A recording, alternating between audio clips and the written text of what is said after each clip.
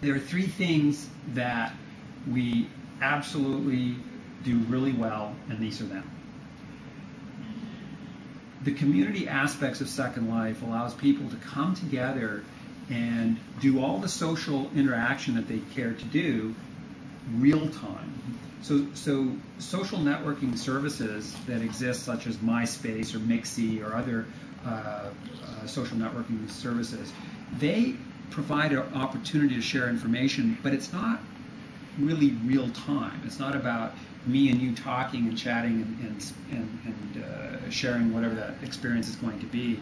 And they only do it in a 2D environment. We do this in a 3D environment and do it real time. The user-created content, as I mentioned, is about letting the users create everything and anything that they want. There's really no creative limitations as to how users can use Second Life. It's up to them. We liken it to like a blank canvas. What do you want to paint today? What do you want to create? Where do you want to take Second Life? We're giving them that creative freedom to do that. And the third thing that we say is, regarding our marketplace, is once you bring people together and create these communities, you let them create content. We allow them to monetize that content by creating a virtual marketplace that they can decide what the price is going to be on anything they can create. It can be anywhere from free to many US dollars assigned to any of the virtual goods. And they do that, and they have been doing that at a very rapid pace.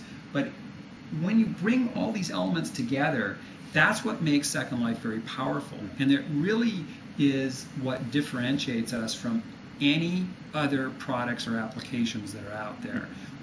We are really a mashup of things like Yahoo IM, or your favorite instant messaging client, plus eBay, a little bit of Amazon, a little bit of Maya and 3D Studio. Okay, so here's our growth. So back in 2003 when we launched, we had about 16 islands. An island is 16 acres of land, and we've had some very impressive growth, especially over the last 6 months to a year. So we started with about 250 people back in 2003 in June, and now we're sitting closer to 650,000 residents. The size of Second Life is exceeding 17,000 hectares or 50,000 acres, and it's the land mass is actually bigger than the size of Boston, which means if you were to go into Second Life and visit all the different locations, it would be similar to you having to walk around the city of Boston to be able to see everything and participate in anything. And in fact, earlier this year, late last year, we found out that it's probably impossible to now go and visit everything and see everything in Second Life if you did it full time, because of the rate of expansion of the size of the land masses and the amount of content that's there. You can't get around anymore to visit it all. User transactions are now north of actually about 6.5 million. This is a little bit out of date, meaning that users, when you create your object, your piano, and you sell it to somebody, the goods and services that are trading hands between you is north of $6.5 million. And that's not our revenue stream. That's not a LindenLab stream. That's between users to users.